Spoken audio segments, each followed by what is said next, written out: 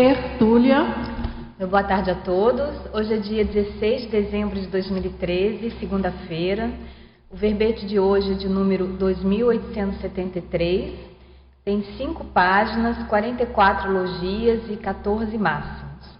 O tema é autoesforço pontual da especialidade autodeterminologia. Quem escreveu o verbete, com muita classe e categoria, a professora Vânia Canedo, nossa neoverbetógrafa que estreia aqui no Tertuliário defendendo seu verbete. Boas-vindas, professora Vânia. A professora Vânia, ela é brasileira, natural de Belo Horizonte, voluntária da Conscienciologia desde 96, docente da Conscienciologia desde 2010 e tenepsista desde 2003. O autoesforço pontual é o ato ou efeito de a consim, homem ou mulher, reagir com autodeterminação programada para enfrentar o gargalo evolutivo em momento específico da vida intrafísica, colocando o holossoma ativo no intuito de superar trafares e aplicar a interassistência na execução da proexis. O holopensene pessoal da terminologia. O holopensene pessoal do autoesforço máximo. O holopensene pessoal dos autoesforços eficazes. O holopensene pessoal da ortopensenidade. O holopensene pessoal da paraperceptibilidade, identificando a necessidade da assistência. A profilaxia holopensênica. Autoconsciência do momento de se empregar esforço para superar a crise pessoal. Um empenho dedicado a alguns projetos e tarefas. O curso intermissivo. O autoesforço cosmoético na superação de trafares. O ato de colocar energia no momento necessário. A identificação do ponto principal de tensão. A ação devido às circunstâncias, a necessidade do empenho decisivo, a perseverança na manutenção dos autoesforços, a compreensão da necessidade da reciclagem existencial, o perdão sendo o primeiro passo a ser dado para o êxito dos autoesforços futuros, o ato de não pensar mal das consciências. O para-puxão de orelha, natares, recebido dos amparadores extrafísicos. O reconhecimento dos amparadores extrafísicos pelo autoesforço empregado para superar as dificuldades. O desenvolvimento do parapsiquismo. A assistência através da TENEPS. O extrapolacionismo parapsíquico. A confiança no amparo. Na seção da argumentologia, a professora Vânia traz no item gargalos, a nível de exemplos, 5 gargalos evolutivos a serem ultrapassados pela consim determinada. E no item instrumentos, ela exemplifica também 7 instrumentos agilizadores na aplicação dos autoesforços evolutivos. Do item remissiologia, dos 15 verbetes, nós destacamos autoesforço convergente, autodeterminação, autossuperação específica, lei do maior esforço e teste da vontade.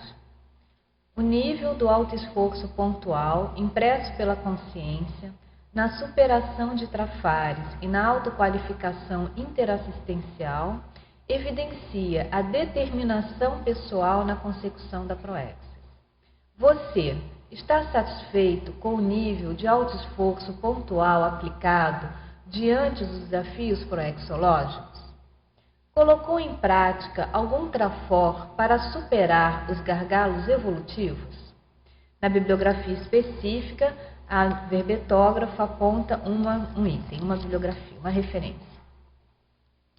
Partindo para a mega-análise do professor João Paulo, foco, etapa, desafio, empenho, superação, autovolição, autoabnegação, autoconfiança, autodesassédio, autodesempenho, evolúcio-pensenidade, alta incorruptibilidade, traforismo, reciclagem, persistência, direcionamento, autoenfrentamento, autodiscernimentologia, autodeterminologia e proexologia.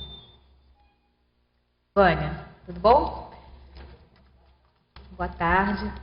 Compartilha conosco, Vânia, qual foi a sua motivação para escrever o verbete? Para escrever o verbete, por que você trouxe esse tema para a gente?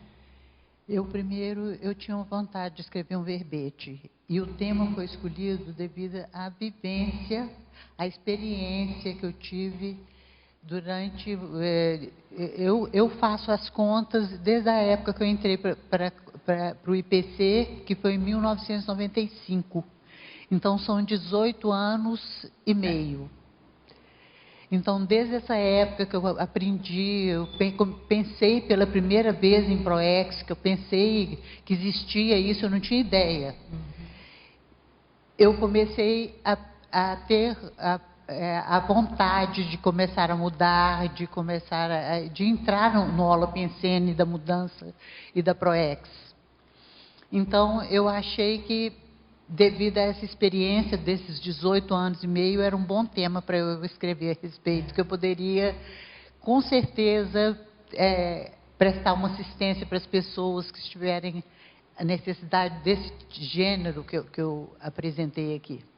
Muito bom. É interessante que na sua própria definição, você justamente relaciona esse auto-esforço pontual, tanto na condição da superação de trafares, você torna bem claro que o objetivo é justamente a interassistência na execução da ProEx, né? Então, acho que foi nessa experiência de 18 anos que você está dizendo, você pode dizer que você está na sua ProEx.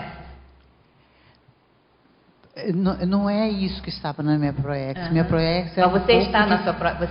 Eu percebo que estou, e percebo que eu consegui dar muitos passos, porque, na realidade, a minha ProEx é mostrar para as consciências, principalmente extrafísicas, mas é lógico que intrafísicas, que é necessário, como que eu vou dizer, assim, esse relacionamento, essa convivência de fraternidade, de universalismo, é isso que eu imagino. Então, eu imagino, a minha ProEx era isso, eu percebo isso porque, pelas minhas vivências, eu consegui, através do meu exemplarismo, mostrar que o essencial foi através das minhas mudanças, desse autoesforço impresso, realmente, que eu cheguei a essa conclusão. Muito bom. Então, vamos às perguntas, Vânia. Vamos lá. Na fatologia, na página 6, na terceira linha, o teletertuliano pergunta: como podemos otimizar nosso autoesforço cosmoético na superação de trafares? Tá.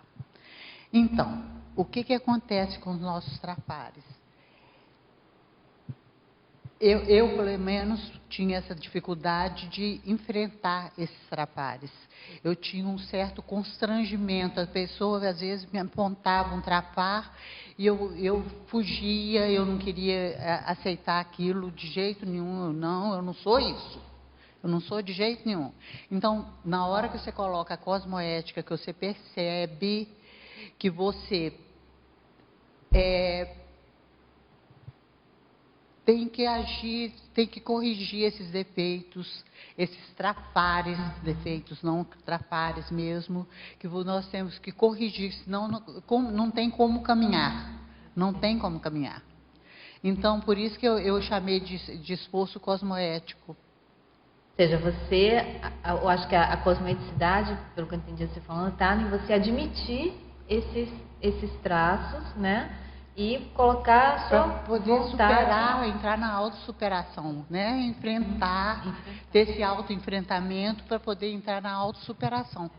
Esse enfrentamento que é uma atitude cosmoética, cosmoética, né? Para mim.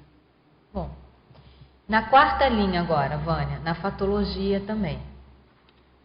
Como realizar a identificação do ponto principal de tensão? Tá. O que acontece? Quando nós estamos vivendo com cosmoética, procurando corrigir seus trapares,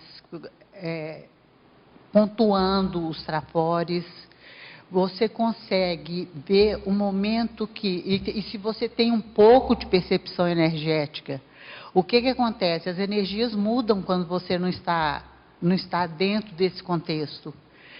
Então, atenção, e vem atenção. E para você mudar, você tem que identificar. Senão, se você não identifica, como que o autoenfrentamento, né? Você identifica e vai autoenfrentar aquelas dificuldades. Essa tensão, eu vejo que na hora que você enfrenta, que você procura falar, não, eu quero isso aqui, eu não quero mais para mim. Isso aqui eu vou jogar energia, isso aqui eu quero mudar, porque não está bom. Eu já tive outras ocasiões que eu estive bem, por que eu vou passar agora por essa tensão? Essa eu não quero mais para mim.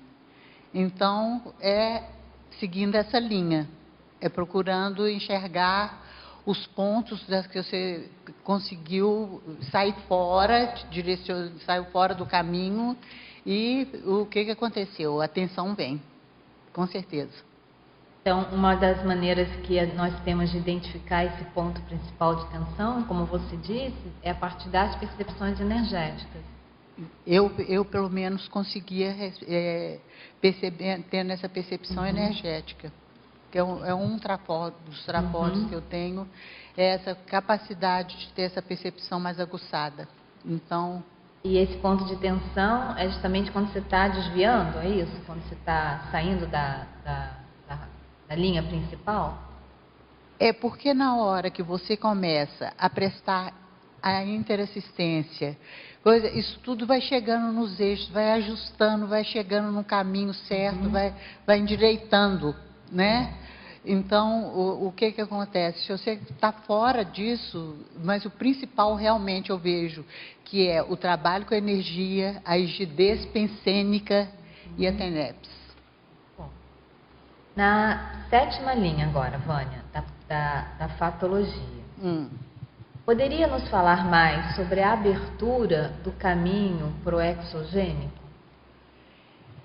Aqui eu até assinalei junto todas as partes, essas citações anteriores, porque eu acho que todas têm, um conjunto, elas todas. Então eu começo o destemor cosmoético, a coragem consciencial, a valentia racional, as prioridades evolutivas e a abertura do caminho proexogênico. Porque eu acho que se você coloca isso tudo, você acaba enxergando esse caminho, as portas se abrem, tá? Mas no meu caso, foi necessário isso aqui, principalmente a coragem consciencial. Então, o que você está falando é que tem um crescendo aí, né? A abertura vem com o destemor cosmoético, a coragem consciencial, né? A valentia racional e as prioridades evolutivas. É assim que eu sinto, tanto é que eu risquei tudo e cheguei aqui para encontrar esse caminho proexogênico, foi preciso trilhar mais ou menos esse caminho. Muito bom. E ainda na página 7 agora, vamos lá na página 7, Vânia, no item efeitologia. Efeitologia. Como funciona o efeito bumerangue dos atos? Eu estou rindo porque eu assinalei ele também, porque isso é uma coisa muito forte para mim. Então, por que ele foi forte? Porque eu percebia pelas minhas atitudes, quando eu agia com cosmoética, que eu estava toda dentro da linha, que eu estava certo, o que ia voltava no mesmo nível. E se eu não desviasse, eu tive que ficar muito atento o tempo todo. Por isso que eu acho que a minha ProEx foi mostrar para as consciex e para as consciências que o caminho é esse. Porque eu tinha que estar muito atenta. Se eu distraísse um pouquinho, o que ia voltava também, não era nada agradável. Eu tinha que estar muito atenta. Então, o ser cosmoética, para mim, foi o principal dentro desses atos aí do efeito bumerangue. Bom, e ainda na efeitologia, Vânia, o efeito halo da assistência ao grupo karma. É um crescendo também, né? À medida que você vai assistindo o grupo karma, que você vai compreendendo as dificuldades do nível evolutivo das pessoas, as suas interprisões que você tem que resolver,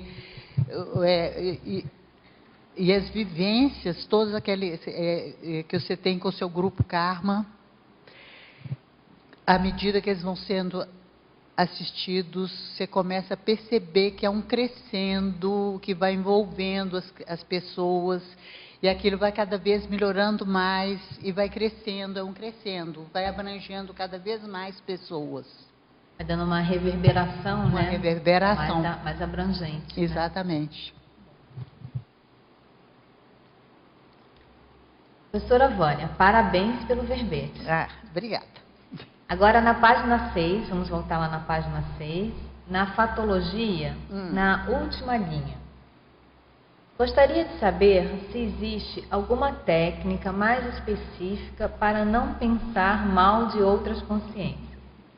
Haja visto que, devido à evolução global e mais próximo à família e amigos, vemos muita injustiça e erro de todos os tipos, e tais consciências sabem que estão errando, mas dão continuidade no erro, pois sabem que, de alguma maneira, ou alguém irá perdoá-los. Então, qual que é a técnica, Vânia, que você usa para não pensar mal de outras consciências? O primeiro é compreender, que eu acabei de falar, o nível evolutivo das consciências. A primeira coisa.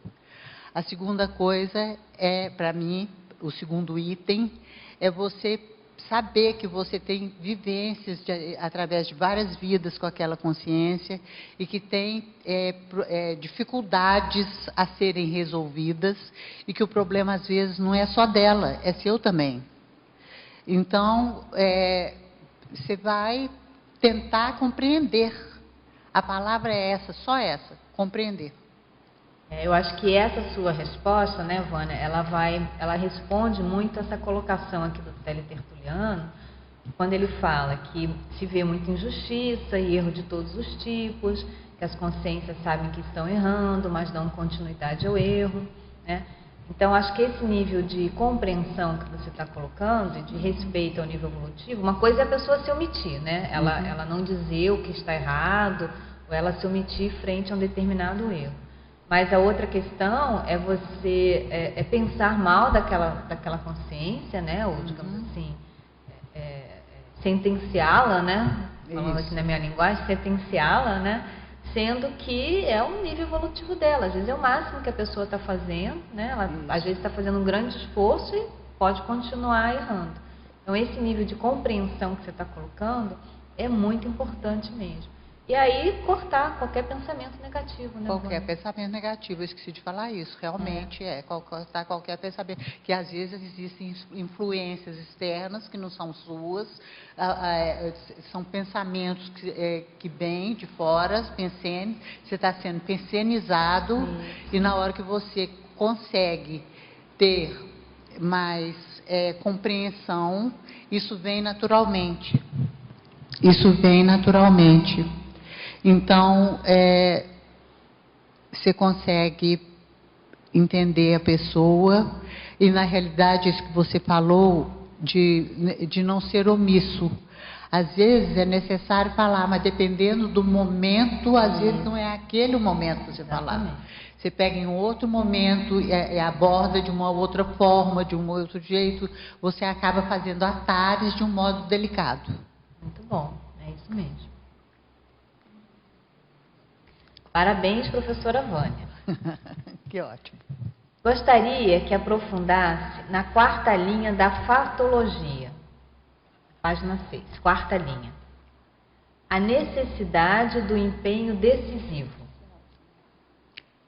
Do empenho decisivo. É o momento que você chega à conclusão. Você quer continuar do jeito que está? Tá bom? Não está. Você não está gostando da situação. É preciso mudança. E a mudança? O que você vai fazer? Por isso que eu pus determinação programada. Você tem que refletir sobre a situação e chegar à conclusão. É o que eu quero? Não. Então, o que eu vou fazer daqui para frente para poder mudar isso? Tem que ser programado mesmo, porque nós temos os nossos trapares e a gente cai neles a todo momento. Então, às vezes, você não quer cair, você fala, isso eu não faço mais. Mas você vai lá, daí a pouco você se vê fazendo a mesma coisa.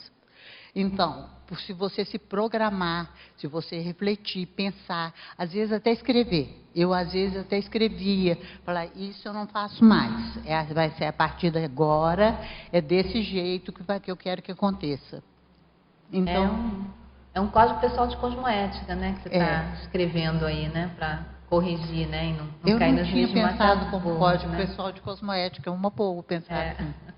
Mas é interessante essa tua técnica da autodeterminação programada, é isso? Fala mais sobre ela aí, como é que é? É o que eu acabei de falar, você realmente vai lá e faz a reflexão, não está agradando, não está, eu preciso mudar, como que eu vou mudar?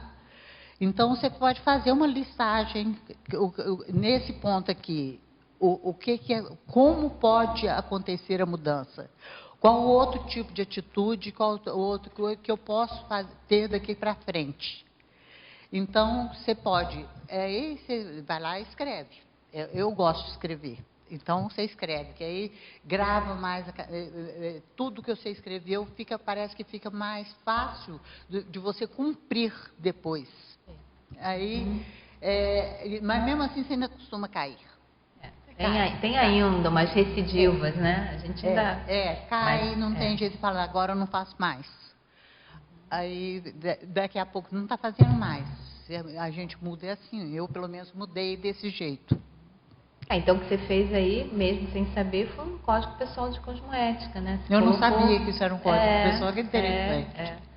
Colocou autonormas, né, regras, para você retificar a sua manifestação, seu posicionamento. Que bom. Muito bom. Vânia, fala para mim uma coisa também. Aqui na fatologia, na penúltima linha, você fala o perdão, sendo o primeiro passo a ser dado para o êxito dos auto-esforços futuros. Pode falar um pouquinho mais sobre isso? Eu, quando consegui perdoar as pessoas que tinham me trazido várias dificuldades nessa vida, pessoas do meu grupo Karma, pessoas ligadas, muito próximas a mim, eu comecei a trabalhar isso. Isso entrou na determinação programada. Como que eu vou fazer para resolver isso? Eu tenho que perdoar esse pessoal. Mas você chegar à conclusão que você tem que perdoar as pessoas e conseguir perdoar, tem um trabalho a ser feito. Tem um trabalho a ser feito, tem o código pessoal de cosmoética que você falou, e esse trabalho foi feito até você conseguir perdoar sinceramente. Porque não adianta você falar, perdoei. Se não for muito sincero, do fundo do coração, é isso que eu quero. Eu quero bem essa pessoa, conseguir assisti-la, conseguir exteriorizar uma energia de fraternidade para ela. Na hora que você consegue isso, você conseguiu perdoar. Então, na hora que eu consegui perdoar, foram muitas pessoas, não era só uma, eu fiz uma lista. Fulano, mais quem? Fulano também. Eu também tenho um ressentimentozinho. Esse aqui eu tenho um rancor. Na hora que essa palavra me incomodou demais, esse rancor. Porque até eu ouvi de um EPICOM durante um ECP2 isso, que eu estava com rancor. Eu achei essa palavra pesadíssima, mais pesada do que ressentimento, do que raiva, do que ódio. Eu achei ela horrorosa. Aí eu até entender o que ela era, e entender o que eu sentia pelas pessoas, saber separar. Isso aqui é raiva, isso aqui é ressentimento, isso aqui é coisa. Eu tenho que trabalhar isso tudo. Na hora que eu consegui isso, eu pensei, é isso, está resolvido minha vida. Só que eu cheguei à conclusão que estava começando. Estava começando a resolver, né? Que bom. Estava começando o trabalho que eu tinha que fazer para essas pessoas, eu tinha que assistir essas pessoas. Eu tinha que ajudá-las a sair daquele mundo. Então, esse esforço exitoso que eu chamo, é conseguir ver essas pessoas bem hoje, me tratando bem, tá? Que você sente a energia boa vindo delas. Isso, para mim, foi um esforço exitoso. Bom, parabéns aí, então. Parabéns pelo verbete. Obrigada, Marta. E na página 6, logo no final ali, é na terceira linha de baixo para cima. Quase no final você coloca consciencioterapia. Qual que é o contexto da consciencioterapia no autoesforço pontual? Primeiro, eu comecei, antes de entrar para a conscienciologia, eu fiz 12 anos de terapia convencional. Fiz 6 de terapia freudiana, de psicoanálise, e 6 de terapia de grupo. Então, eu vinha com uma bagagem a respeito do assunto. E o que aconteceu? Quando eu cheguei a perceber que eu precisava de mudança, foi através da consciencioterapia que me ajudou. Não foi só ela. Eu ponho os cursos, o acoplamentário, eu ponho o ECP2, os cursos de extensão, né? E ponho a consciencioterapia também. Foram os 3, eles que me ajudaram a enxergar. Era muito pesado para eu conseguir enxergar sozinha. Eu não conseguia, eu fugia. Eu não queria, eu negava, eu não queria, eu não sou assim. Uhum. Então, principalmente, nisso aí, foi principalmente a consciencioterapia que me ajudou a perceber que eu precisava imprimir esse autoesforço para conseguir superar essa dificuldade. Muito bom. E aqui na página 7, no comecinho, na terceira linha de cima para baixo, você fala do aumento da responsabilidade. Nesse contexto do autoesforço pontual, qual que é o enfoque que você quer? Eu falo da euforia, do autoesforço pontual exitoso, e percebo com essa euforia, de repente eu caio em mim e percebo que agora eu tenho que fazer muito mais do que eu tenho feito até agora. Uhum. E é pouco. Então, foi essa dificuldade ultrapassada que me levou a entender e a compreender, porque foi muito prazer que eu senti, de perceber que eu tinha conseguido muita coisa, eu consegui muita coisa. Então, esse prazer que me trouxe, eu consegui enxergar daquele momento ali, porque me deu um basta, assim, e eu fui refletir e falei, não, e agora? A responsabilidade agora é muito maior, que eu sei o mecanismo. Eu sei como que eu faço para poder sair disso. Eu sei o que eu faço. Isso aí gera um monte de responsabilidade, inclusive essa aqui, de estar apresentando para vocês. Uhum. Essas experiências minhas, que não foram poucas. Agora, muitas. Uma coisa bem interessante, que está ficando assim bem evidente na apresentação do verbete, é a questão da cosmoética. Então, retomar a questão dos debates sobre cosmoética, isso daí eu acho que ajuda bastante também, né? Porque é um tema muito importante para o nosso processo evolutivo, para o nosso momento, inclusive. Tem aqui na na argumentologia, eu coloco aqui na última frase da argumentologia, da cosmoeticologia, Isso, para mim, essa frase aqui, ela diz tudo, não precisa nem de eu falar nada. Sim. Ela é super completa. A auto-incorruptibilidade cosmoética é o sustentáculo do auto-esforço na consecução da PROEX. Com certeza. Agora, para chegar nesse patamar aí nós precisamos começar do básico, ir passo a passo, até que essa informação seja assim digerida por um número maior de consciências, né? Isso. Eu acho que esse realmente é a pedra de toque. Parabéns e muito obrigada pela dica. Obrigada.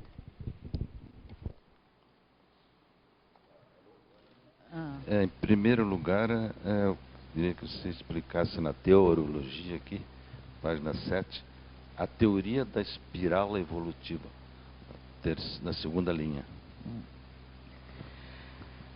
O que acontece? Eu estudei essa espiral evolutiva mais ou menos nessa época que eu comecei a trabalhar essas dificuldades minhas, esses trafares. Eu comecei a estudar a espiral evolutiva. Então, eu me vi dentro daquela espiral. A cada trafar que eu conseguia superar, a cada interassistência que eu conseguia promover, eu me via subindo dentro daquela espiral. Eu me sentia assim, e por isso que eu sentia que o autoesforço era exitoso. Porque eu me sentia melhorando, fortalecendo meus trafores. É isso. Então eu me via dentro dessa espiral evolutiva. Ele estava no turbilhão da espiral, então.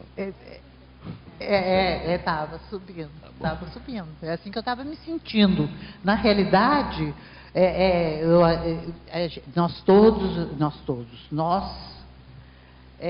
estamos trabalhando por isso, né? Mas estamos tentando, procurando. Mas eu me senti realmente assim, dentro dessa espiral evolutiva. Tá, aproveitando então na 8, poderia ampliar para nós o polinômio, que também parece aqui que é um crescendo, né? Esse crescendo é um crescendo realmente, mas ele é o polinômio mor da conscienciologia, né? É o curso grupo kármico,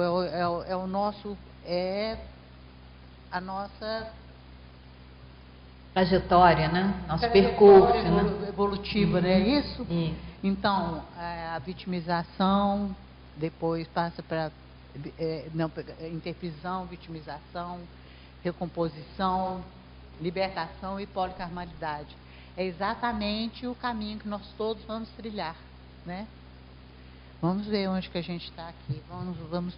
Cada um se coloque aí onde que ele se insere. Vânia, agora uma outra pergunta de um teletertuliano aqui. Na página 7, na segunda linha da fatologia, o teletertuliano pede para você comentar a euforia enquanto efeito do autoesforço pontual exitoso. Eu já falei bastante até a respeito disso, porque era a sensação de prazer mesmo, quando eu percebia as pessoas bem, isso é uma situação.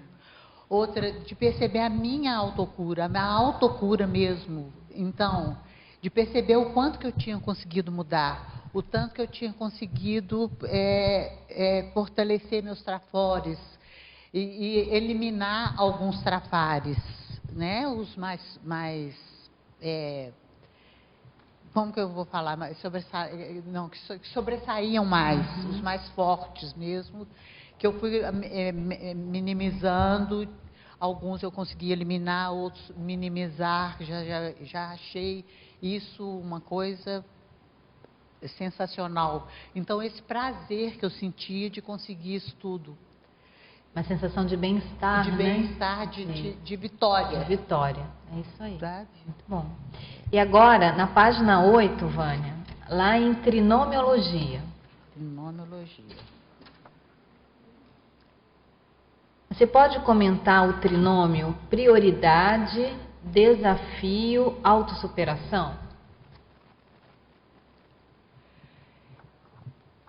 É a hora que você prioriza, eu pelo menos priorizei a PROEX, priorizei a interassistência para conseguir isso, priorizei superar meus trapares para conseguir isso. Então, era um desafio, né? Para mim, aquilo era um desafio. Eu tenho que enfrentar isso de qualquer forma e tive que usar a determinação programada no... Qual que é o último que? Autossuperação. A autossuperação, para conseguir a autossuperação, né? Foi tudo muito prazeroso trilhar esse caminho da compreensão do que eu tinha que ser feito, de passar por aquilo e de conseguir superar. Muito bom. Evânia, eu gostaria de perguntar aqui na página 9, em argumentologia, instrumentos, se você é docente, e que você fala em instrumentos agilizadores na aplicação dos altos esforços evolutivos. Você é docente? Sou. E como você chegou à docência, se você teve dificuldades ou facilidades? Eu tive muita dificuldade. Eu tentei em Belo Horizonte, quando eu morava lá, eu tentei ser professora durante muito tempo, mas eu acabei imprimindo aí uma determinação, porque eu falei, eu vou conseguir, eu não consegui aqui, uma hora eu consigo. Seja lá o que eu tenho que fazer para conseguir isso. Então, eu dei um tempo, na hora que eu vi que eu não conseguia, falei, bom, então vou dar um tempo e vou estudar mais. E comecei a estudar, mas não era só o estudo que faltava, era mesmo uma autoconfiança, saber que eu conseguiria superar aqueles trapares, que eu ia eliminando as dificuldades, ia conseguir andar. Então, na hora que eu consegui isso, eu consegui ser professora. Ou seja, além do estudo formal, houve um processo de reciclagem intraconsciencial, né? Exatamente. Isso faz parte da como formação docente, vamos assim dizer, né? Isso. A pessoa tem que passar, você passou por um processo de reciclagem intraconsciencial. Eu estou na conscienciologia há tanto tempo e só consegui ser professora há 3 anos. Então, isso mostra o caminho que eu tive que trilhar para conseguir. Porque desde o princípio eu sabia, eu tenho que ser professora. Então, eu comecei de cara a estudar e a preparar para ser professora. E tive esse monte de percalços e exitoso no fim. Exitoso no final. Graças, em função dos seus altos esforços, diga-se de passagem, né? Esforços, exatamente. Então, Vânia, já que a gente está falando dessa persistência, vamos para a ciclologia. O último ciclo, eu achei interessante que você coloca o ciclo paciência, resistência, persistência. Paciência e persistência é comum a gente se dar conta, mas essa resistência eu achei muito interessante colocar aqui. O que Ciclologia, seria resistência. Fala mais sobre esse ciclo e essa resistência. Aqui, a paciência eu tive que ter em parte comigo. Porque como que eu vou, se eu estou com dificuldade, eu tenho que superar, como que eu vou superar? Aquele estudo a meu respeito, e imprimindo um estudo. Aí, a resistência, porque eu encontrava essa resistência em mim mesmo, os trafares que eu tinha dificuldade de aceitar, saber o caminho que eu tinha que seguir, como que eu conseguiria superar aquilo. Então, para conseguir a persistência para você continuar, eu tive que imprimir também o tempo todo a resistência, a paciência e a resistência para conseguir manter. Então, teve que ter uma persistência para poder ter a manutenção. Né? E agora, na patologia, na página 6, linha 8, o sistema de crenças impedindo de caminhar. Isso aí é o sistema de crença que eu falo aqui. Na hora que eu escrevi, eu estava pensando nos meus pensamentos a respeito das consciências que vinham me assediar, porque eu permitia, porque eu tinha o autoassédio, então elas iam todas me assediar, o que eu pensava a respeito delas. Então, isso me segurou durante muito tempo. Eu custei entender que elas precisavam de assistência, que era o nível evolutivo delas também, não era só consciência que passava por isso. As consciências são consciências iguais todas.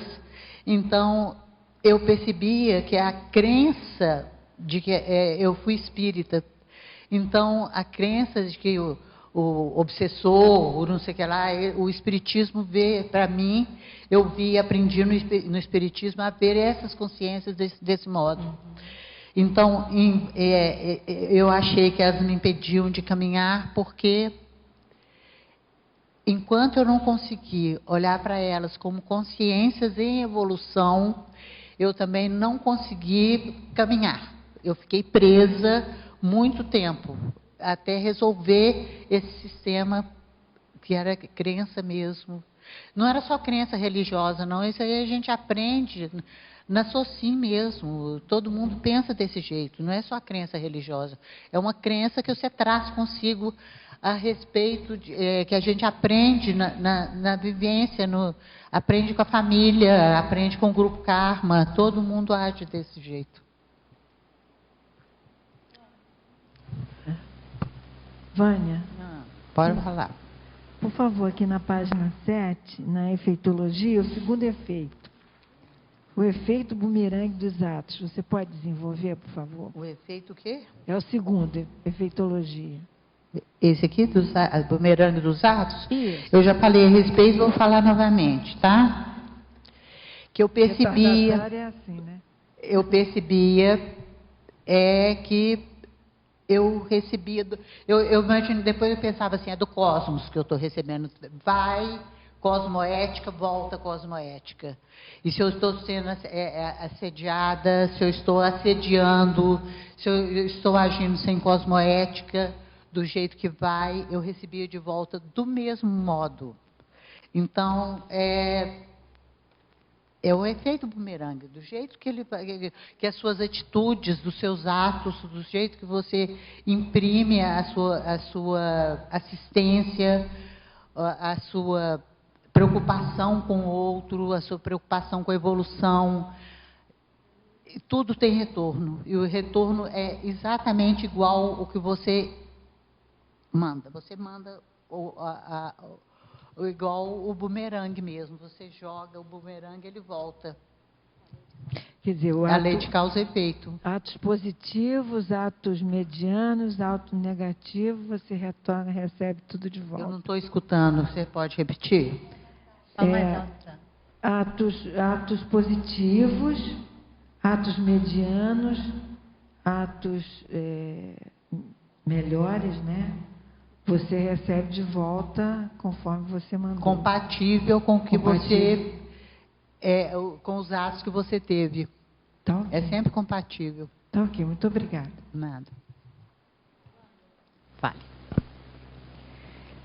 Assim, durante todo o seu esclarecimento a todas as perguntas, para mim tem ficado muito claro a teática, que você tem a teoria, você se dedica ao estudo e depois pratica. Nem que isso tenha um gap, assim, demora um pouco, como você falou, a questão do professor e tal, né, de ser professor e tal. Então, assim, para mim fica bem claro a questão da teática, da verbação, e aí eu tenho testemunha disso, né, porque você foi aluna do Verbotografia, foi a melhor aluna da turma, que ela não faltava, ela, né, apresentava semanalmente as perguntas. Terminou o programa, imediatamente você já mandou o verbete para revisão. Assim, foi um exemplo. Aí eu quero saber assim, como é que funciona a disciplina no meio de tudo isso. O autoesforço, mas esse autoesforço pontual sem a disciplina. Porque a persistência não significa Disciplina. Me passa assim, uma questão de disciplina muito forte, eu queria saber. Rosa, você está tocando num ponto que eu depois arrependi de não ter colocado. Porque é o trapor meu, a disciplina, e a organização. Eu tenho esse trapor. Então, fica fácil. Eu imaginava, eu estudei em colégio de freira e aprendi uma disciplina cedo, como elas ensinavam isso. Mas eu acredito que não seja só essa disciplina, que eu venho trazendo isso de outras vidas. Então, porque eu realmente sou muito disciplinada. E tenho uma organização também, organização de pensamento, sabe? Eu acho importante, isso eu chamo de rigidez pensênica, essa organização de pensamento. Verbetografia ficou claro, porque assim, a gente dava uma sugestão e imediatamente ela já tinha uma maneira de recompor aquele texto. Assim. Então, ficou muito claro a sua organização pensênica. É isso. Isso eu acho que tem a ver com a disciplina, né? Tem. Então, eu acho que são irmãos, sabe? Na hora que eu desenvolvi a disciplina, eu desenvolvi a auto-organização junto. Então, parabéns pelo verbete, e esse é um primeiro só, né? Com certeza. Então, tá bom, né? Espero os outros. Tá bom. Parabéns também pelo seu verbete e pela estreia. Corroborando o que a Rosa acabou de colocar, né? Na revisão também. Ela, sim, no mesmo dia, à noite, ela já devolvia para nós. Então, né, realmente, e foi muito rápido, esse fluxo verbetográfico dela foi muito rápido. Então, na enumerologia, Vânia, achei bem interessante os itens que você colocou, aí na página 7. Você poderia comentar esses itens? Tá. Então, vamos começar pela ultrapassagem do gargalo das autocorrupções.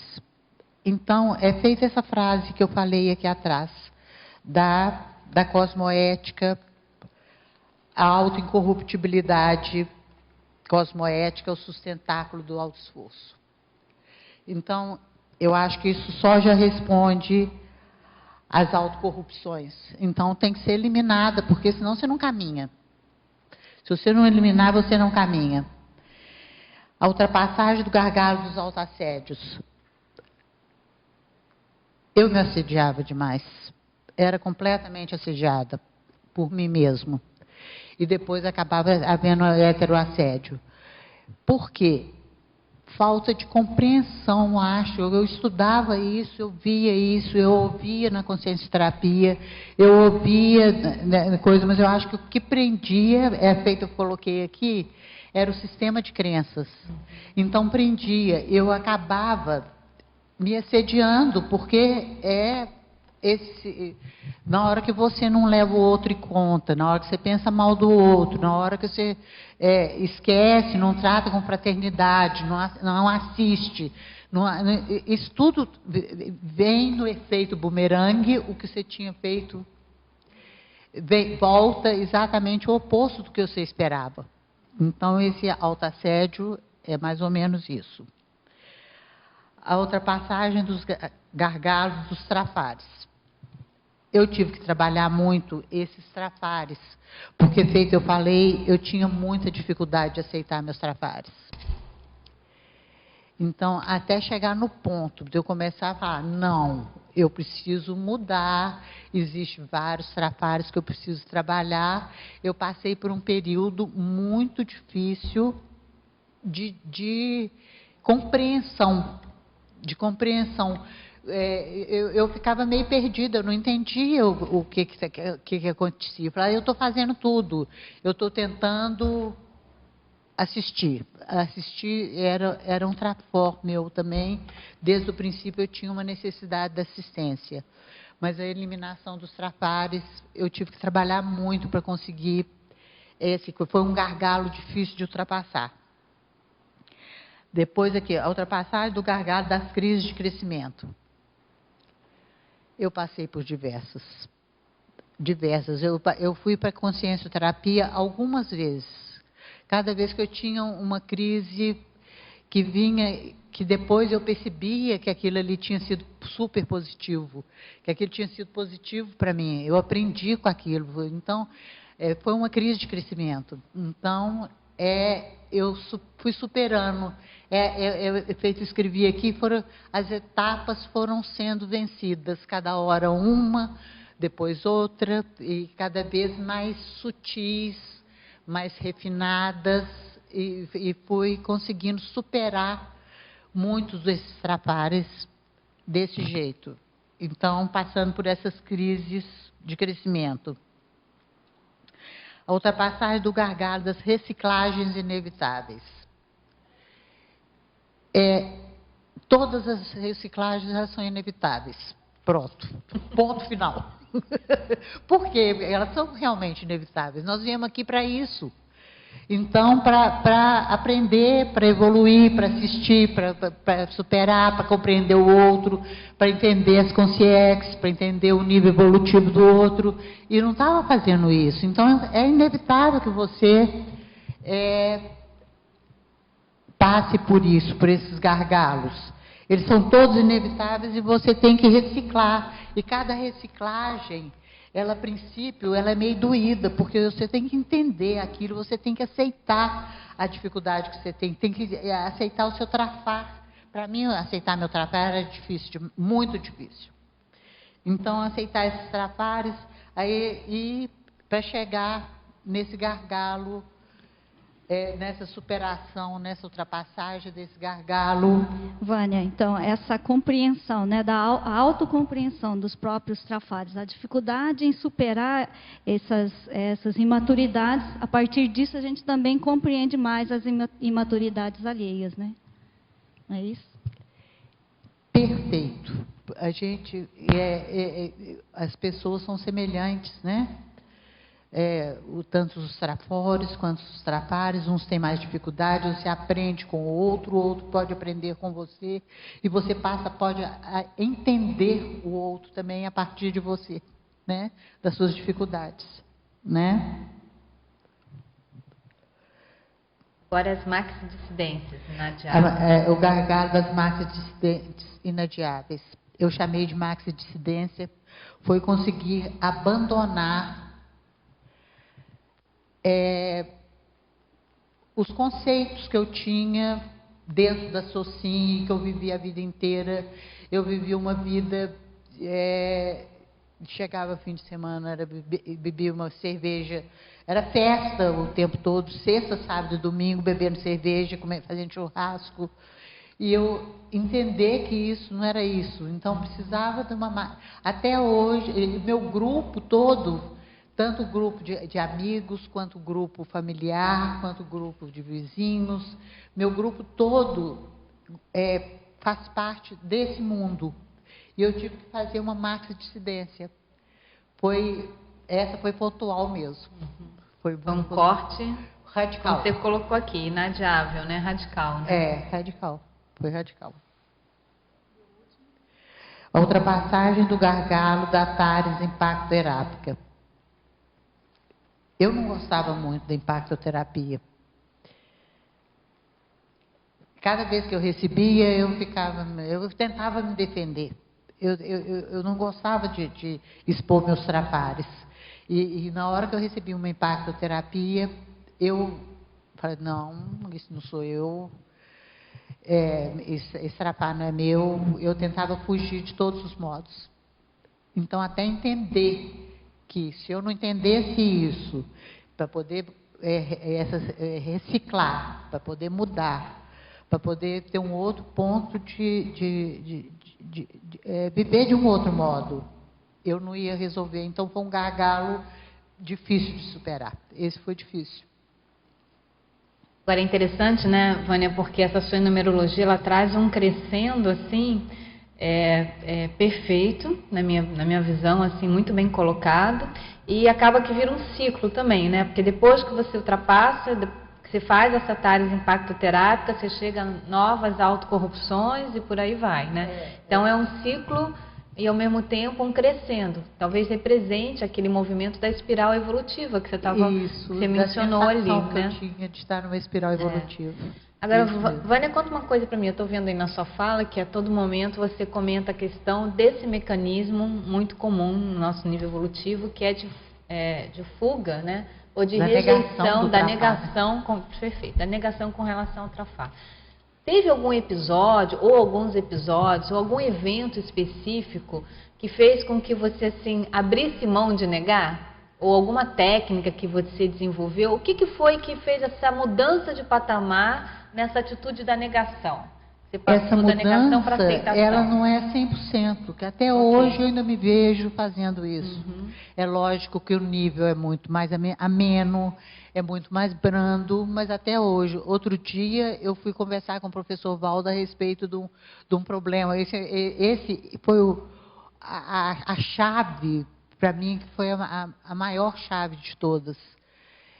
Eu comentei com ele o que eu estava passando, uma dificuldade, que era uma coisa mais grave, mais séria, senão eu não iria procurá-lo. Ele falou assim, também você permite? Eu levei um susto, eu levantei dali e saí correndo. Eu saí correndo, literalmente. Aí é que eu falei, gente, olha o que eu estou fazendo, perdi a oportunidade de ouvir do professor Valdo, onde que eu estou errando, onde que está o X da questão aqui. Como que eu posso ter feito isso? Eu não acreditava que eu podia ter tido, mas foi impensado. Foi espontâneo, saí correndo. Então, olha para você ver o nível da dificuldade de aceitação de dificuldade minha. Mas isso todo mundo tem, mas a questão, como você mesmo falou agora, já está mais, você já está aceitando mais, porque antes, como você coloca, parece que, pelo menos a impressão que passa, é que você chegava e você negava de pronto, né? De pronto. Era radical. Radical, né? Então, e aí, foi o quê? Foi através desse seu, talvez, esse seu trafora aí da persistência e dessa autodeterminação programada que você foi aceitando mais? Porque isso é fundamental no processo de reciclagem, Vânia. Isso é fundamental na condição da superação das autocorrupções, é a pessoa aceitar aquilo que ela precisa mudar, né? Foi a compreensão do autoconhecimento. O autoconhecimento. Foi eu começar a estudar a mim mesma. Eu tenho que pensar que consciência é essa que está agindo desse jeito. Que atitude doida é essa? Como que eu posso agir assim, perder uma oportunidade dessa? Então, mas fora essa, eu já vinha há algum tempo tentando me conhecer e tentando modificar, que eu já tinha percebido que eu sou assim. Mas a mais grave de todas foi essa que eu contei. Essa para mim foi gravíssima, que me acordou. Falou, gente, eu tenho que mudar mesmo, não tem solução para mim. Você passou por algum pedaço, assim, um pedágio da saturação, porque você falou que você observa muito aquele efeito bumerangue. Então, de tanto você rejeitar, e vinha coisas contra você, chegou a um ponto de saturação, a partir do qual você começou a abrir para poder aceitar as heterocríticas? Foi a hora que os cursos de campo, tanto os cursos de campo e a consciência terapia me ajudaram. Porque eu não conseguiria ver sozinha, eu estava tão fechada, que eu não conseguiria ver sozinha. Eu tive muita ajuda. Ainda tive assistência dos meus amigos também. Eu tenho amiga aqui presente, que por várias vezes me assistiu na TENEPS, a pedido meu. Então, eu percebia, mas eu comecei a acordar com a autoconsciencioterapia, para poder me conhecer. Foi a hora que eu resolvi que eu tinha que me conhecer, foi essa compreensão de que eu tinha que me conhecer, para poder, senão eu ia ficar estagnada o resto da vida. O que eu vim fazer aqui? Eu não vim aqui para mudar, para poder ensinar essas consciências que eu estou assediando tanto, eu estou assediando elas. Fazendo o que elas querem, eu estou assediando, estou falando, está certo, continue. Perfeito. Então, se eu vim aqui para poder ensinar essas consciências, que não é assim que se age, eu estava fazendo tudo errado.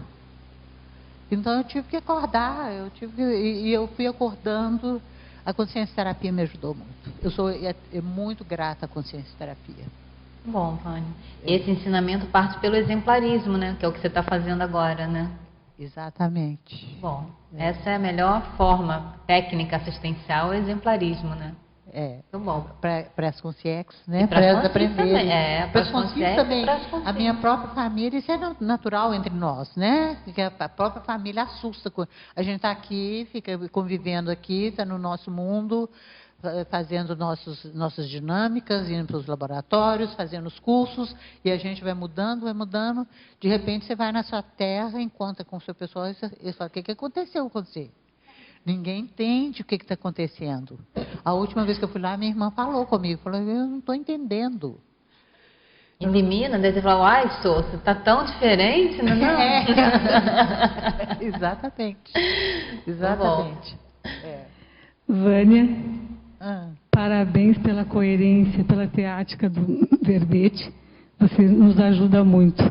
Na página 7, na parapatologia, ali na segunda linha, eu queria assim, que você pudesse explicar um pouquinho como é que foi para você esse parapuxão de orelha na TARES recebido dos paradores extrafísicos. Como é que foi essa experiência?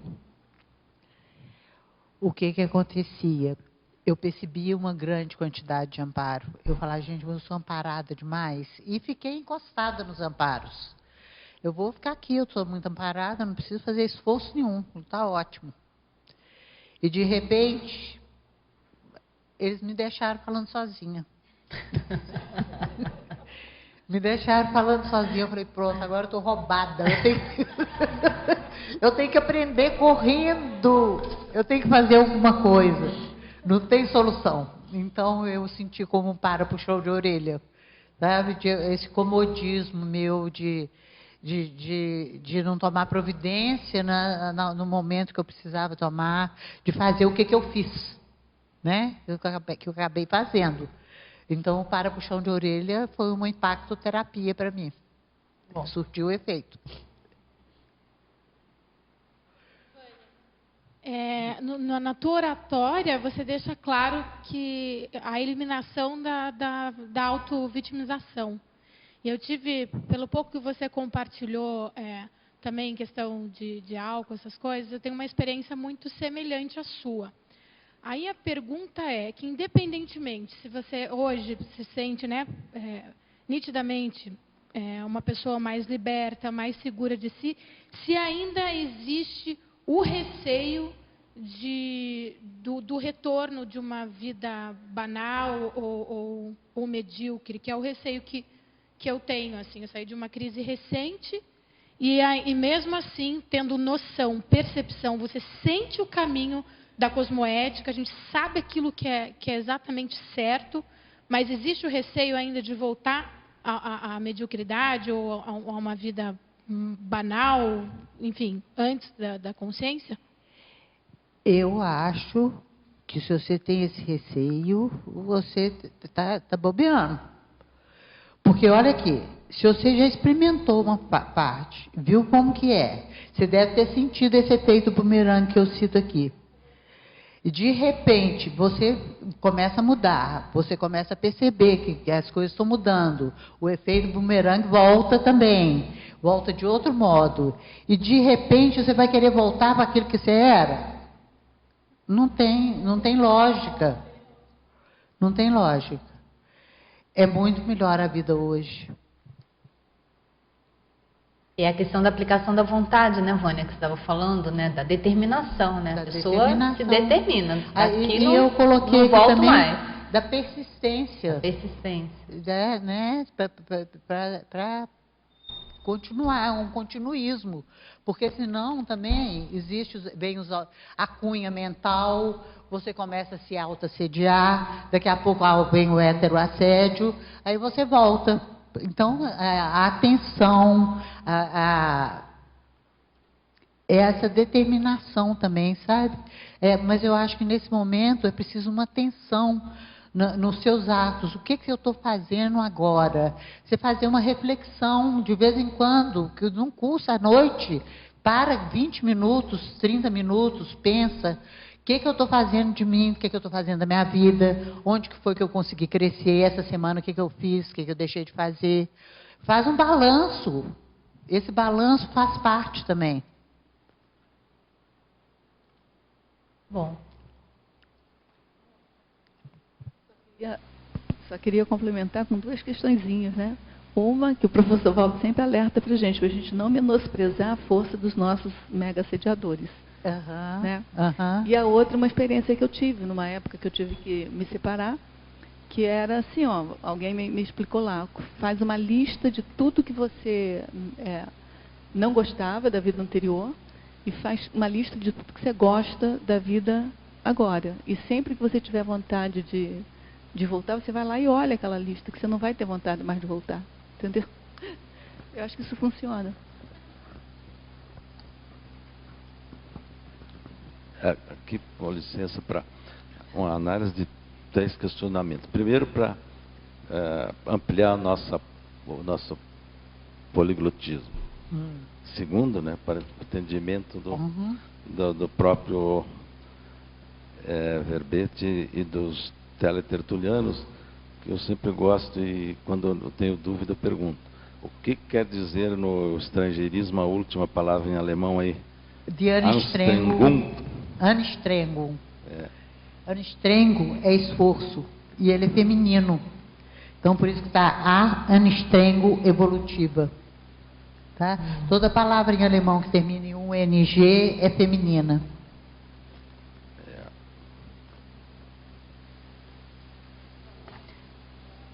No seu verbete, né, a gente percebe que a determinação, né, para começando já com a especialidade que você escolheu, né, a determinação permeia em todo o seu verbete, né, da questão aí dentro da sua experiência, dentro desse tema aí.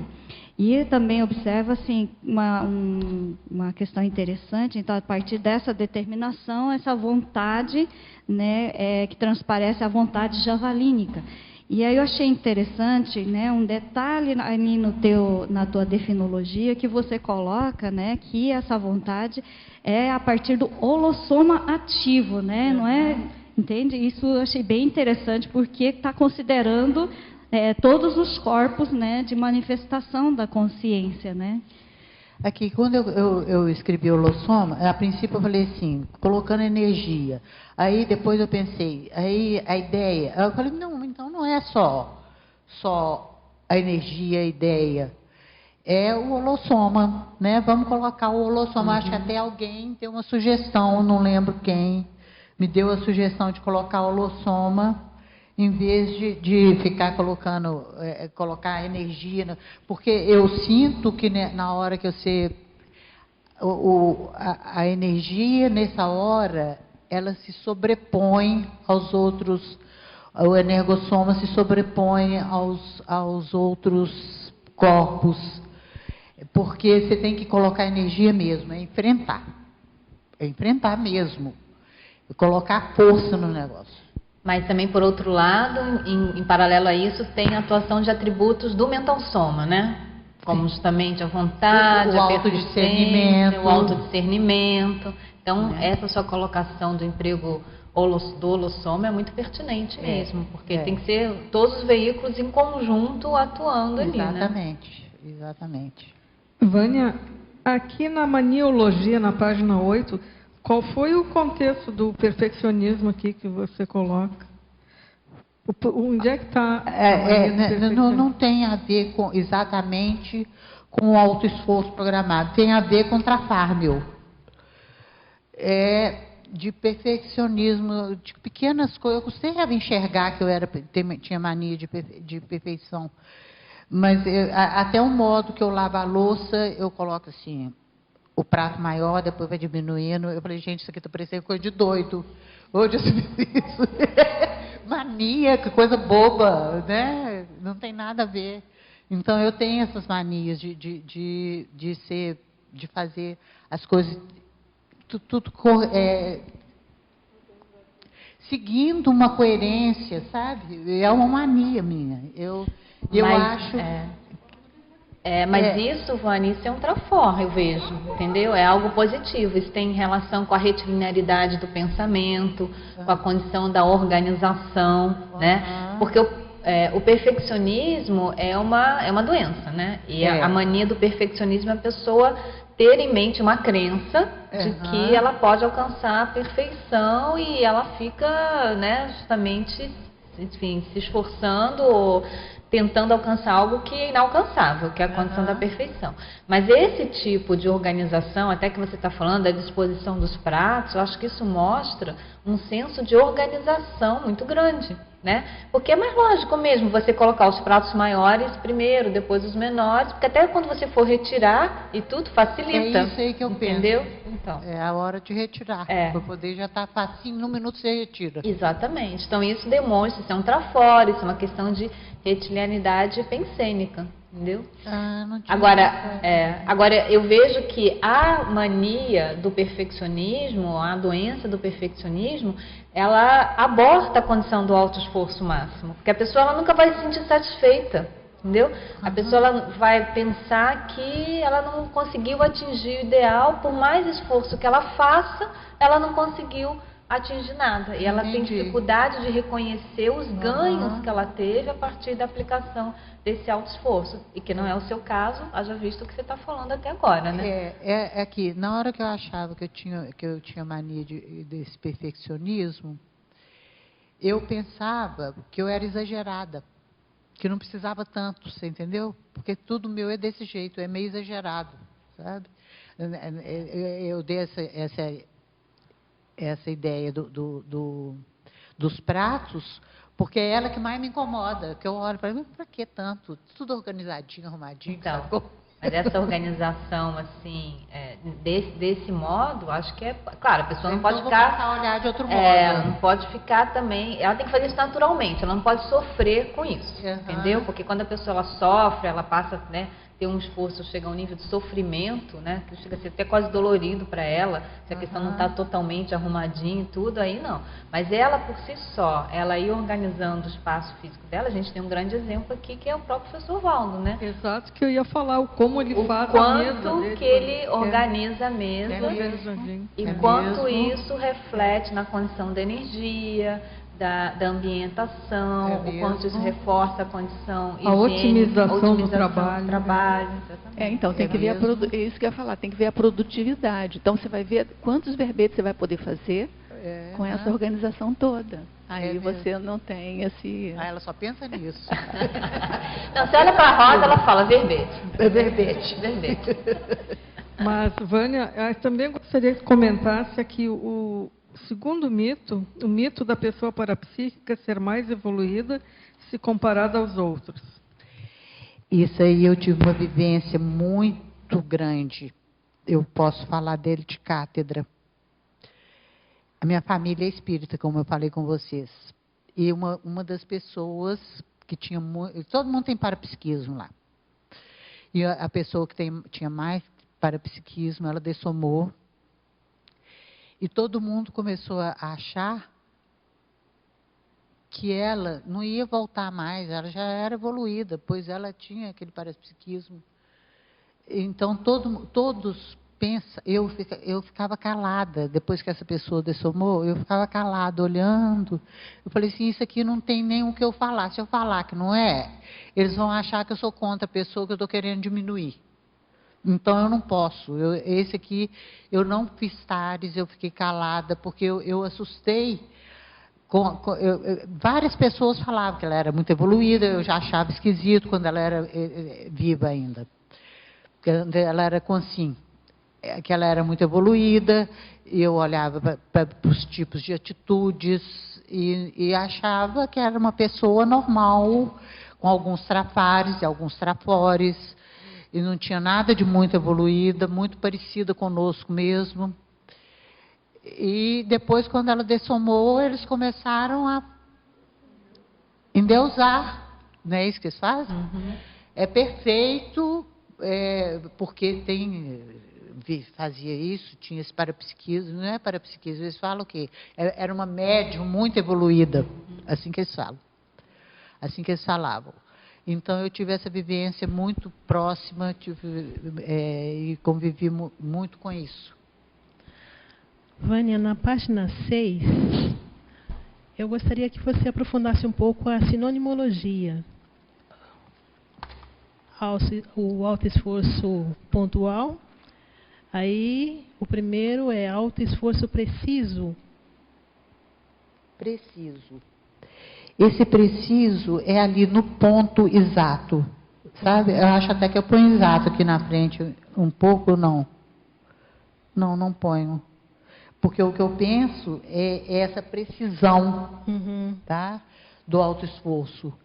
Você tem que imprimir toda a sua energia, colocar todo o seu mental soma ligado ao discernimento ali no momento que você tem que resolver uma situação que você está passando e que não está bom.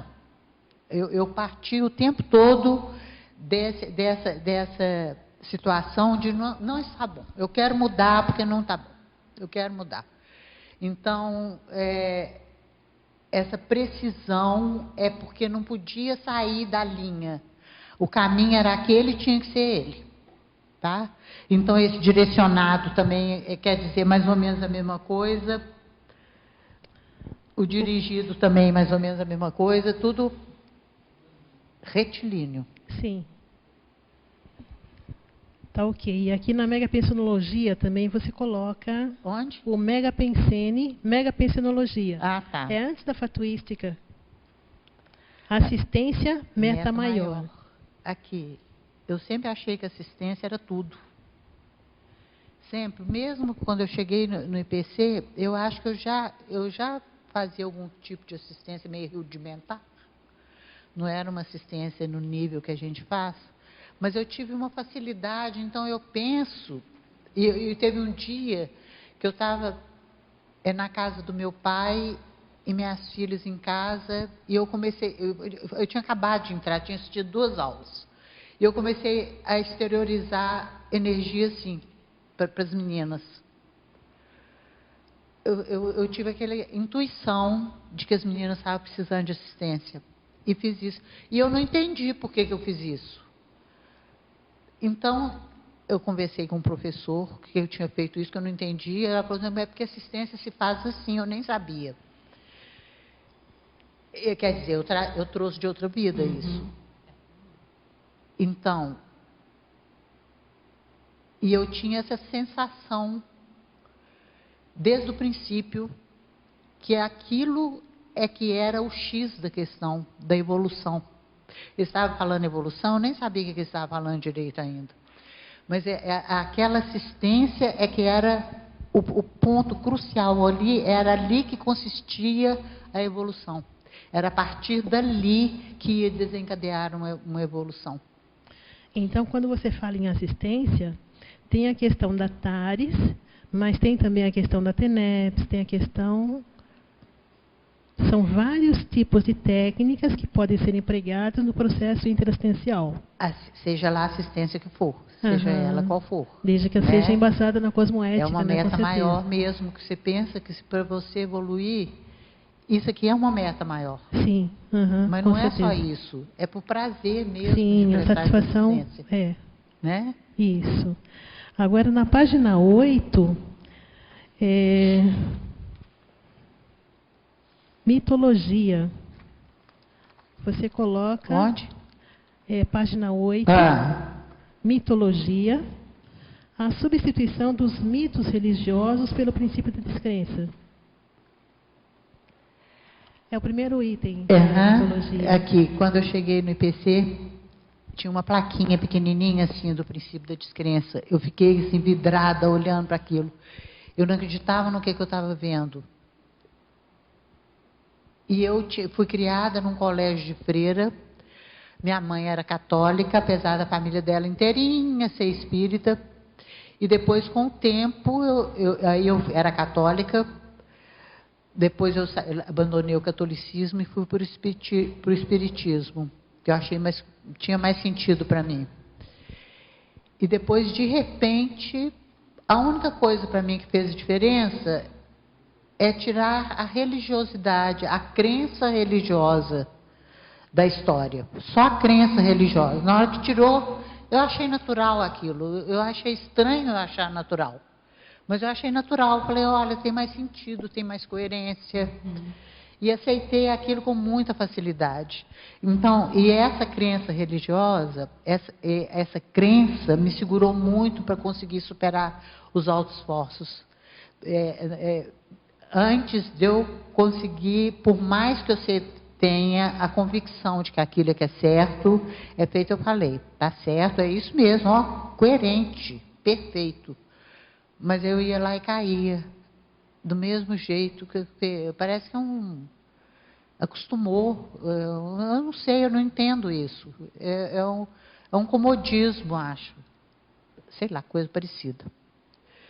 Vânia, uma outra pergunta aqui de um teletertuliano, de uma teletertuliana. Parabéns pelo verbete, professora Vânia.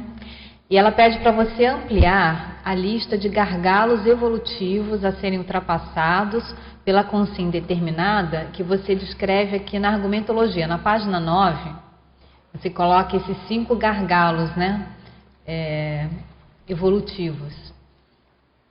Traz um exemplo de 5 gargalos evolutivos. Você poderia expandir um pouco mais? O que você pode acrescentar nesses itens?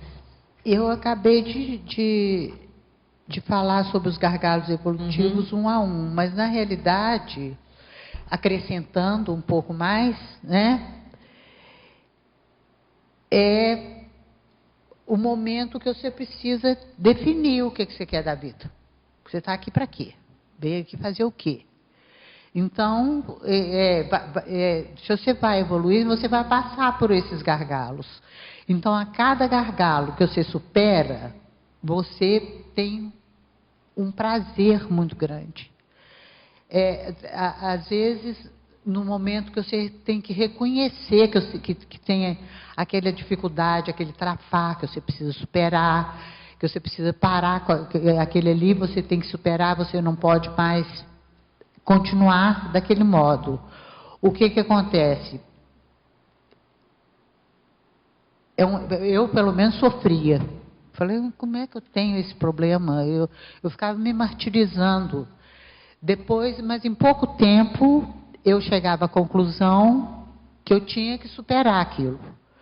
Então, só de você conhecer, ter o autoconhecimento, entender que você aquilo ali não é uma conduta que pode te levar à consecução de proex alguma. Que você tem, se você quer evoluir, você quer evoluir, você precisa superar aquilo. É o momento que eu me sentia dentro dessa espiral evolutiva. Essa compreensão, esse conhecimento, para você auto-enfrentar, eu me sentia como se eu estivesse dentro de uma espiral evolutiva, superando aquilo tudo e resolvendo esses problemas, superando esses gargalos evolutivos. Agora, tem um aqui nessa listagem, Vânia, que eu acho bem interessante, que é o número 2, que é o contrafluxo, né? O alto esforço para manter a assistência, mesmo sofrendo pressão contrária. Porque muitas vezes o que a gente observa é que a pessoa, ela desiste, né? Quando ela começa no processo assistencial, ela começa a avançar na proex dela, vem justamente o contrafluxo, porque aí que ela está indo no fluxo, por isso que vem o contrafluxo, né? E em função dessa pressão, a pessoa desiste ou fica numa estagnação. Fala um pouquinho da sua experiência com relação a esse item do alto esforço. O que eu acabei de falar com a tertuliana aqui. É o momento que você tem que colocar atenção, é o momento que você tem que ter uma autorreflexão, é o momento que você tem que saber que caminho que você vai seguir. Ou você vai abrir mão de tudo que você conquistou, que não é fácil, você passa por etapas, até ultrapassar todos esses gargalos evolutivos, são etapas que não são fáceis, são difíceis, para cada um tem o seu gargalo, cada um tem a sua dificuldade, e para cada um é diferente o nível de dificuldade, mas existe uma dificuldade. Então, para você superar isso, e você manter, você supera, tudo bem, você conseguiu superar, mas a manutenção disso é o que tem de mais importante, que você consegue, através dessa reflexão, eu falei em reflexão porque era um hábito meu. Eu tinha esse hábito de reflexão durante a vida toda, mesmo quando jovem, eu tinha o hábito de reflexão. Então, refletia sobre coisas bobas. Ou não pensava em evolução, não era o que interessava. Depois que eu conheci, falei, nossa, eu vim aqui para evoluir. Já que eu tenho que evoluir, vamos trabalhar e vamos pensar, vamos refletir. Onde que está o ponto, aquele crucial, aquele ponto de tensão que você não resolveu, aquela dificuldade difícil de resolver. Então, a manutenção disso que é essencial. Né? E quando você fala dessa condição da manutenção, na sua exemplologia, você traz o autoenfrentamento superficial, na página 9, né? Você traz o autoenfrentamento superficial e o autoenfrentamento vigoroso e decisivo, né? A gente pode pensar que a manutenção é justamente o que vai resultar nesse autoenfrentamento vigoroso e decisivo? Como é que você pode explicar melhor essa exemplologia para a gente? Não? Eu vejo que na hora que você faz essa determinação programada, que faz parte esse autoenfrentamento vigoroso. O autoenfrentamento é você primeiro se conhecer. O autoconhecimento, para poder ter essa postura de determinação programada, né? Agora, faz parte a manutenção, faz parte também do contexto todo, mas não é só ela, né? O autoconhecimento também entra aí, para você conseguir imprimir essa determinação programada. Muito bom. Tem uma pessoa aqui que pede uma ajuda, ele está em Paris, um teletertuliano, diz que está se sentindo sozinho, desolado em Paris. Então, a dica que a gente te dá é o seguinte: se você tem interesse em ter mais acesso às ideias da Conscienciologia, além aqui das tertúlias e de outras atividades online que existem, você pode procurar a IAC, que é a International Academy of Consciousness, que está aí na Europa, tem vários centros, vários offices em países da Europa. Você pode acessar o site www.iacworld.org, tá? Inclusive, existem atividades, não em bases regulares, que são feitas na França, em Paris. Mas talvez a localidade mais próxima de você seja Londres, onde existe um escritório, uma filial da IAC em Londres, e ali você pode ter acesso a aulas presenciais, a cursos. Você entrando na internet, você consegue bastante informações a respeito, tá bom? Fala um pouquinho da sua frase enfática, Vânia. Eu acho que ela resume bem, né, a condição do texto aí do seu verbete. Mas você traz essa autoqualificação interassistencial. O que você pode falar mais dessa autoqualificação interassistencial para a gente? É a hora que você... o mega pensene, assistência meta maior. Okay. Então, quanto mais você qualificar essa sua assistência, mais você vai conseguir a interassistência, né? Na realidade, mais você vai conseguir galgar os passos que você tem que galgar para conseguir sua evolução. Tá? Então, a consecução da PowerX para nós, o que é? Para que ela é? É para nós conseguirmos evoluir, não é? Então, a interassistência faz parte disso. Então, quanto mais qualificarmos, mais teremos chance de caminhar mais rápido. Bom. Agora, Vânia, a gente sabe que tem algumas pessoas, né, pegando aqui o gancho até da Rosa, aproveitando que a Rosa está aqui, tem algumas pessoas que ainda sentem dificuldade na condição de elaboração do verbete. Fala um pouco da aplicação desse autoesforço pontual, desse autoesforço mais direcionado para a pessoa chegar no completismo verbetográfico. O que você pode falar da sua experiência? Que tipo de dica você pode dar para as pessoas que ainda estão com uma certa dificuldade? Tá, eu não tinha ideia, vontade de escrever verbete. Eu estou escrevendo um livro. Então, eu achava que meu livro era mais importante. Qual que é a temática do seu livro? Eu vou mudar. Mas eu vou mudar. Não, assim, não vai ser mais essa. Não é o título, assim, é o assunto. Não, é a libertação das interprisões, o título da libertação das interprisões grupo kármicas. É isso que eu vou mudar. Vânia, tá? O título do livro pode ser Eu Vou Mudar. Eu achei ótimo esse título. Eu vou mudar é o título que eu queria falar, tá? Era o título que eu queria falar. Você entendeu o que ela está falando? Eu vou mudar. É um bom título para o seu verbete. Mas aí eu tenho que mudar o contexto. Não vai dar para pôr esse título, senão eu tenho que mudar o contexto do livro. Então eu não tinha ideia, eu não tinha vontade de escrever o verbete. Mas aí eu parei com o livro. Parei, não tive vontade de escrever mais. Falei, não, fica parado sempre, que eu estou achando... Eu comecei a sentir um pouco de dificuldade. Tem 1 ano, mais ou menos, que eu não pego nesse livro.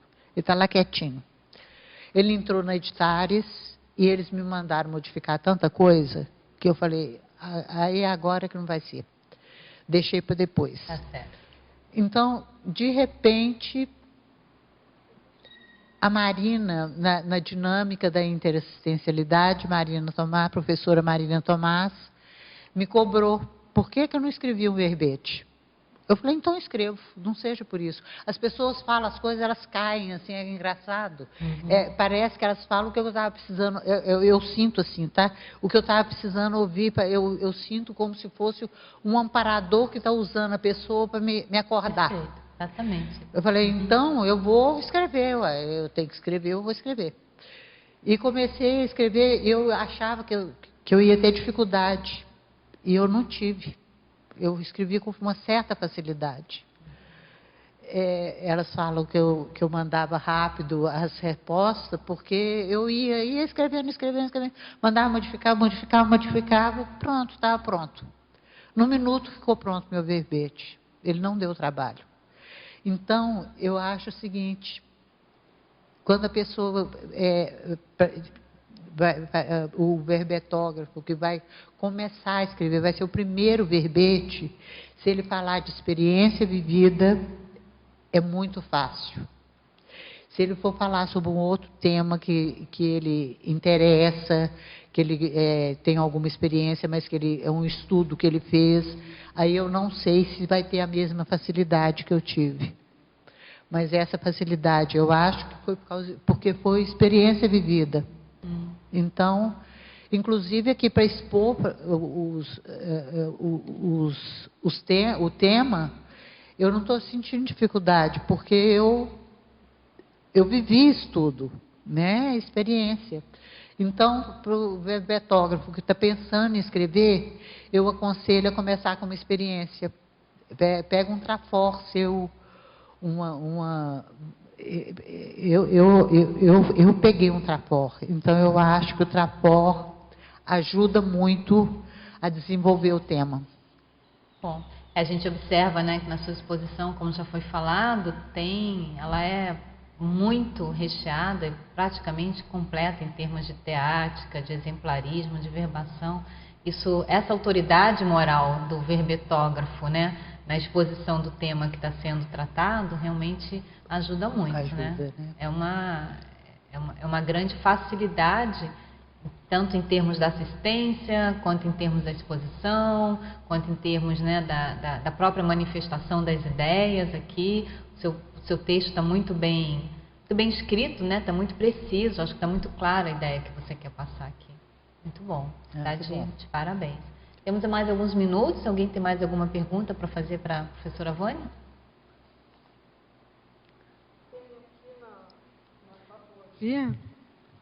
Na fatologia, na sexta linha,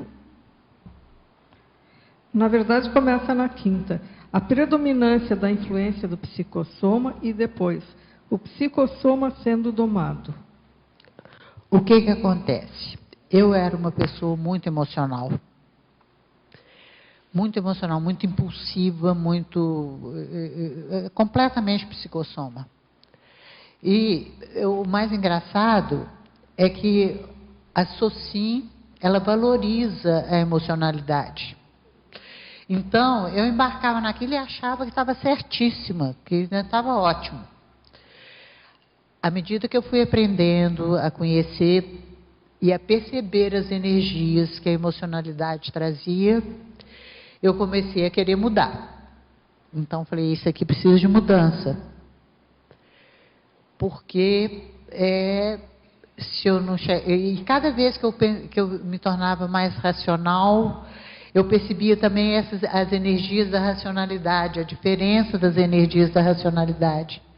Então, eu falei, tem mais, eu sou boa, porque na hora que eu chego à conclusão, não, tem que ser assim, porque eu falei, tem que ser, pronto, facílimo, é agora. Então, já que tem que ser, vamos mudar. E eu comecei a perceber, é lógico que vocês vão mudar, você não vai conseguir de uma hora para outra, mas só de você ter um intuito, vou mudar. Já tem um autoconhecimento, vou mudar, fica mais fácil. Aí, você começa a mudar, você ainda se vê caindo algumas vezes, mas já vai melhorando. Então, é onde eu coloco as etapas sendo vencidas, porque eu fui percebendo a mudança e foi refinando, É lógico que eu não sou nenhuma ser desperto, ou seja lá, o serenão, que eu ainda tenho meu psicossoma aqui bem ajeitadinho, mas já não é mais como ele era, ele está mais calmo, né? Você já está passando por essa fase que você colocou aqui na sequência, né, Vânia? O predomínio da racionalidade. O predomínio. Né? A racionalidade está predominando. Está predominando, né? Isso mesmo. Vânia, na binomiologia... Binomiologia? Isso, página 8. Está aqui. Não, aqui. Ah, tá. O binômio imaginação auto-engano permitidos, né? E também na trinomiologia você coloca de novo imaginação, incerteza, aprendizado. E na trinomiologia eu torno a colocar imaginação, Isso. incerteza, Qual a aprendizado. relação? E na interaciologia eu pus interação, imaginação, fatos e parafatos. Ah, sim. Por que eu até risquei isso aqui? Porque eu falei, isso aqui precisa ser falado. Porque eu tinha esse trafar, eu tinha mania de imaginar. Eu tinha uma dificuldade, eu imaginava, eu acho que isso faz parte do parapsiquismo e de influência de consciência que me fazia agir, eu não tenho certeza. É uma impressão que eu tenho, porque à medida que eu fui me conhecendo e percebendo, eu estou imaginando muito. Aliás, isso eu não fui me conhecendo. A consciencioterapia é que me apontou, falou, olha, você está imaginando muito. Você presta atenção, fica atenta. Então, eu acho que eu tive um amparo muito grande para superar essa imaginação que eu tinha em todas as circunstâncias. E eu tive esse muito amparo para superar isso, porque foi tratado na consciencioterapia. Tem um exemplo ridículo, tenho até vergonha de falar. Eu vou falar. Eu era jovem ainda, e isso é um traço da consciência, Vânia, tá? Então, eu era jovem ainda, meu primeiro namorado, eu tinha 15 anos, 16 anos, por aí, não lembro mais. Ele um dia virou para mim e falou assim, eu estava com um anel no dedo, ele falou, deixa eu ver seu anel. E pegou meu anel e ficou com ele. Eu cismei que ele ia me pedir em casamento. Eu imaginei, porque ele pegou meu anel. Exatamente. Minha cabeça viajou 1000, né? Então esse fato é o mais grosseiro de todos. Tem vários fatos que eu não estou lembrando agora no momento, eu estou lembrando desse, que é o mais grosseiro de todos. E eu era muito jovem. E depois, eu ainda cheguei a falar com meus pais que eu ia ficar noiva. Eu passei uma vergonha que eu nunca vi igual. Então, e depois disso, ainda continuei fazendo isso. Você acaba criando expectativas, é isso? Não, imagino e acho que aquilo é realidade, acho que é parapsiquismo meu que está me fazendo enxergar. E às vezes eu escrevo tudo. Aí na hora que eu vou ler, eu falei, gente, que bobagem que eu escrevi. Eu estava pensando aquilo naquele momento. Hoje em dia eu não tenho mais essa imaginação. Mas em vários momentos da minha vida eu passei por isso. Tá? E eu tive que superar. Era um trafar muito grande. Você quer fazer uma pergunta? Quer? Hã? Então, você quer fazer? Pode fazer. Eu entendi o que você falou. Eu acho o seguinte, não é o que eu acho. É um estudo, a Conscienciologia mesmo ensina isso, tá? Que cada religião, cada coisa tem o momento dela, ou a pessoa às vezes necessita exatamente daquele tipo de assistência que é prestada ali naquela religião. Então, nós não precisamos mais disso, né? Nós já passamos essa fase. Eu achei natural porque eu já passei, eu vim para entender a Conscienciologia, eu vim para essa vida para, dentro da Conscienciologia, conseguir cumprir minha ProEx, dentro da Conscienciologia, conseguir superar minhas dificuldades, né? Que é o principal para a autoevolução. Então, o que é no nosso momento? É conseguir evoluir. É conseguir superar e cumprir a programação existencial. O que nós viemos aqui para fazer? O momento da religião, para mim, já passou, né? Mas ela realiza a assistência para várias pessoas no momento que a pessoa precisa e depende exatamente daquele nível de assistência. Eu me fiz compreender? Né? Eu vou pegar uma frase que a Vânia colocou para te ajudar. Ela disse que quando ela conheceu a Conscienciologia, ela viu aquele aviso ali, ó, não acredite em nada, experimente, tenha suas experiências pessoais. Entendeu?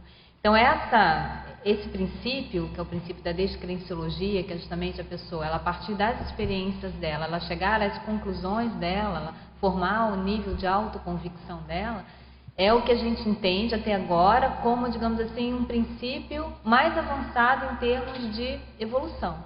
E o que nas religiões, independente de qual delas seja, católica, evangélica, espírita, isso não é possível, porque já existe um corpo de conhecimento, um corpo de ideias que é fechado e que não permite a pessoa questionar, né? Então, a pessoa ela não precisa necessariamente passar pela religião. O que a Vânia está falando é que as religiões têm em algum momento, pode ser que ela tenha em algum momento seu papel dentro do nível de assistência. Às vezes é preferível a pessoa, né, ela está dentro de uma igreja, por exemplo, fazendo, né, rezando, do que na rua, assaltando, sei lá, né, fazendo alguma coisa nesse sentido. Mas não necessariamente que a religião seja uma etapa. A gente não precisa passar pela religião para conseguir alcançar ideias mais avançadas. Eu queria chamar a atenção para você para esse princípio da descrença, que mostra justamente a nossa liberdade em termos de pensamento, a nossa liberdade em termos de chegar às nossas próprias experiências, né? O fato de nós não estarmos, digamos assim, afeitos, não estarmos submetidos a crenças, como a própria Vânia estava colocando aqui, né? A um certo tipo até de lavagem cerebral que é feito dentro da religião. Então, é nesse sentido que a gente coloca. Nós não precisamos mais da religião para evoluir. Independente se a pessoa conhecer a Conscienciologia ou não. Ela pode muito bem fazer o seu nível, né, de autoconvicção, ela pode muito bem estabelecer aquilo que ela quer na vida dela, como a Vânia estava colocando, que é a programação existencial, a missão de vida, o que é que você veio fazer aqui, independente de qualquer tipo de religião. Ficou claro para você isso? Tudo bem? Meus parabéns. Muito obrigada. Muito bom seu verbete. Faço coro ali com a professora Rosa. Esperamos muitos mais verbetes seus, tá bom? Agora que você pegou o jeito aí, né? Pegou o jeitão. Agora vai sair muito mais verbetes, tá? Tá bom. Joia, muito bom. Obrigada. Até os próximos verbetes. Obrigada. A gente agradece a todos, a participação de todos, aos teletertulianos, e vamos aos nossos comerciais. Obrigada, professora Cristina. Pontuações da tertúlia de hoje. 22 assinaturas no livro de presença, 33 perguntas presenciais e 11 perguntas online. Hoje nós teremos os seguintes recados. Marta Brito, sobre casas saudáveis. Marta Ramiro, Semana Paracientífica. E Keiko, lançamento da Enciclosapiens.